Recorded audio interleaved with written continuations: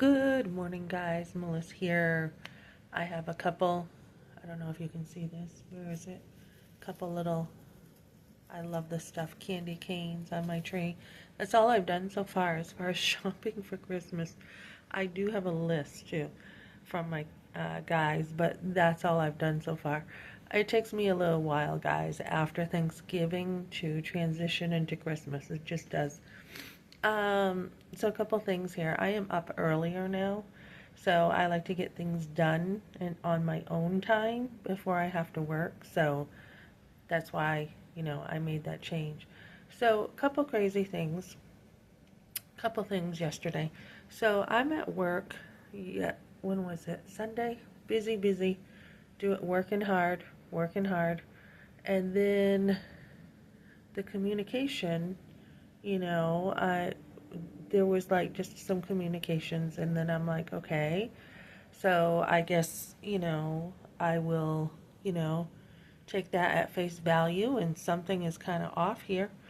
And then I get this text Sunday night message, and it's, if you leave anymore, I am writing you up if you leave anymore without asking a manager.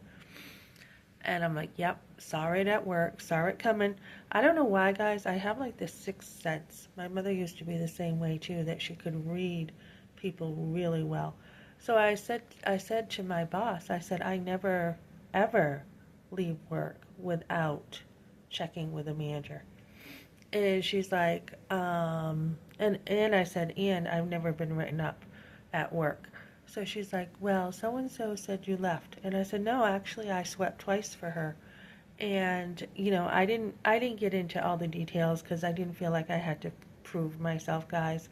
I actually, this particular person actually had basically clocked me out. So she knew I was leaving.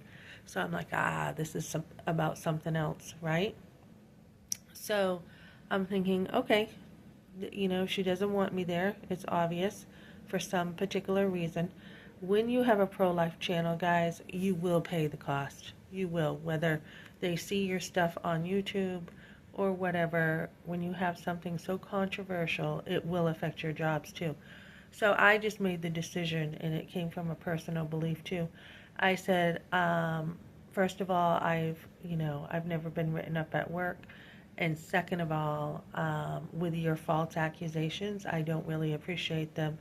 Therefore, I will not be in work tomorrow, and I will be picking up my check, whatever this day. So I mean, disrespect at work, put the boundary up big time, really quick, guys.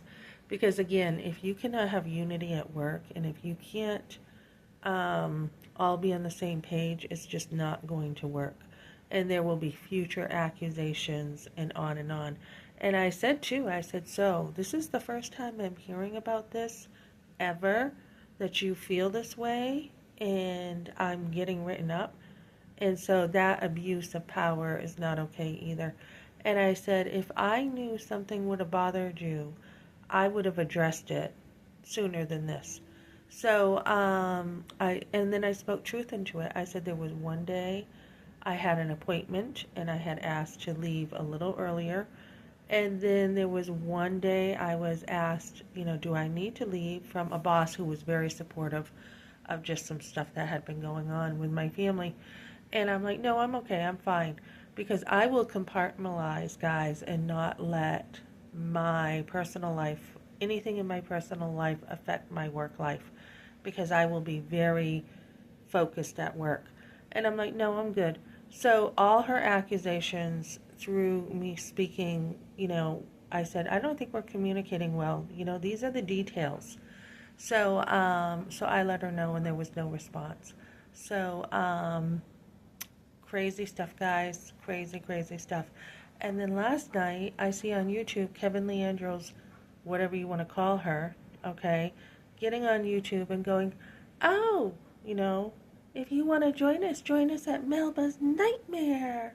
And that spirit behind that attitude is just one of immaturity, insecurity. I don't really play their game. I just don't. I'm busy in life, so there's nothing there except the facts that Kevin lied about me in court, um, and the fact that she's insecure and she has to do videos about me. So those are just facts. Those are not, oh, let me try to, get my kicks out of Melissa. When a woman, I was raised in a way to know any woman, and I kind of learned it through experience, guys, the hard way. So I've always had, my friends around me, and when you got your girlfriends and then you got other women who are just really insecure about you, and they will act weird around you. So that is one of the first signs to know that a woman is jealous of you or she's insecure. And I always focus back on me. Whenever a woman is pulling some kind of, you know, crap on me, I will focus back on me. And I am not an insecure woman. I probably come across a little too confident most of the time. So, anyways, yeah. And then the other thing is, you want girlfriends who are secure. You want friends who are really confident in who they are, what they believe, happy with their own life. That's the type of friends you want. So yesterday I was at a church and I was talking to a lady about stuff that had gone on, and she was so happy to meet me. And I was telling her about stuff in my life happening, my divorce and everything. And she's like, "You've been through a lot." She's like, "You have been through so much." And she's like, "I can see a light in you."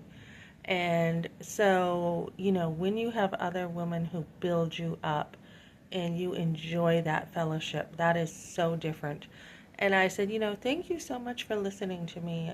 Just to have another woman listen to you, get her perspective on things is just amazing, guys. You cannot buy something like that. And so I had so appreciated her friendship she offered yesterday, and we sat and I curled up on the couch, which I have not done in a while.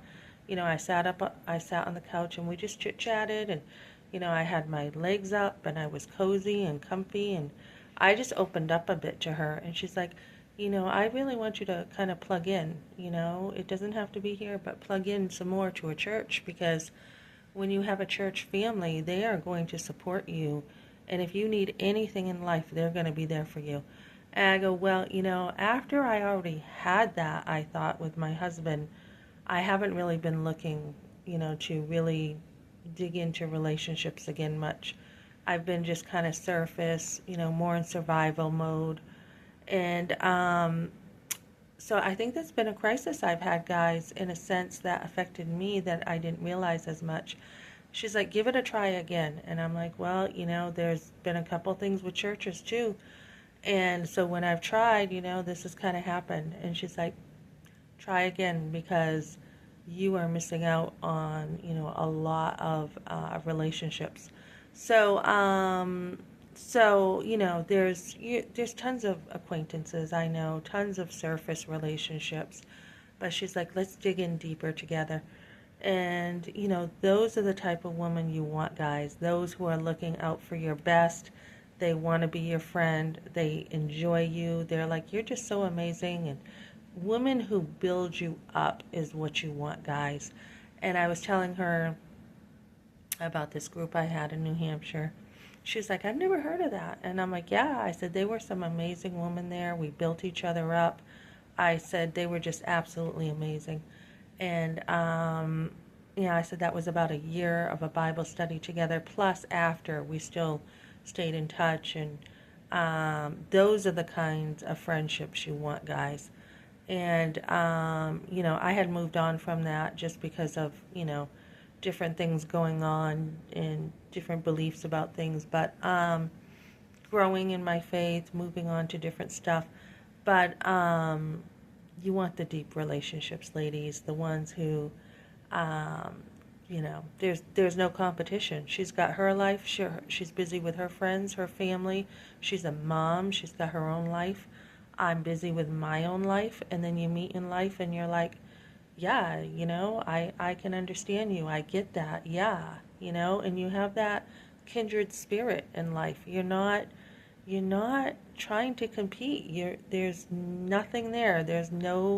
There's nothing. So when this Kevin Leandros, whatever she is trying to provoke me to what? You know, there's nothing there. I don't know her. I don't engage really with her. I don't have a relationship. I mean, what does she want? Does she want my husband? What does she want, you know? If my husband chooses another woman, that's his loss. I mean, there's nothing I really have to worry about here. There's no loss for me any way this ever goes. There's no loss. God's got my back, and I am totally secure in Him. So if my husband wants to move on to another woman, I pity him. I pity the fool. I honestly do. And I mean, it would break my heart. It would kill me inside in a sense that he would be so hurtful. But yet, if that is what makes him happy, not what's right, if that's what makes him happy, then go live a life that makes you happy without your wife and best friend of 33 years plus second grade. Does this make sense? So, I don't know what the nightmare is. There is no nightmare for me. My dream life, I'm living my life. I have a dream life here. If my husband would like to join me, he's welcome to. If not, that's on him. There's no loss either way for me. So when someone thinks they have the upper hand on you guys, just be like, you know, good luck wasting your time and energy. I don't have anything to prove, guys. All right, thanks for joining me here, guys.